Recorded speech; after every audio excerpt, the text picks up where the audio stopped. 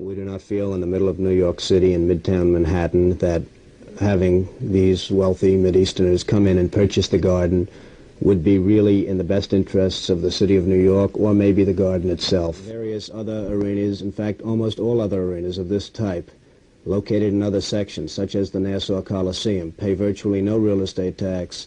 They pay a bond rate of interest, which is a very low rate of interest, etc., etc. And in addition to that, they're subsidized because they're not self-sustaining despite the subsidies they're getting. Various other arenas, in fact, almost all other arenas of this type. Well, the price is going to be probably between $50 and $75 million for the arena itself, including Felt Forum. The operating costs tend to be high because the garden, unlike most arenas, is not municipally sponsored. It's a private, free enterprise development paying full real estate taxes.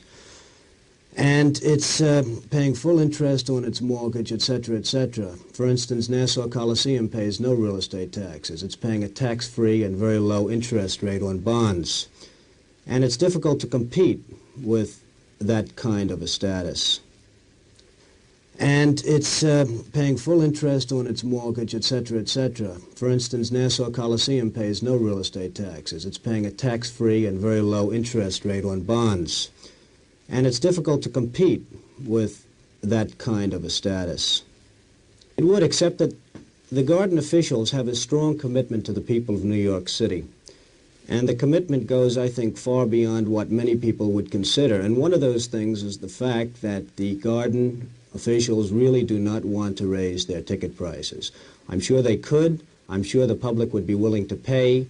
But the officials really do not, at this time, even contemplate a raise in the ticket prices, raising the ticket prices.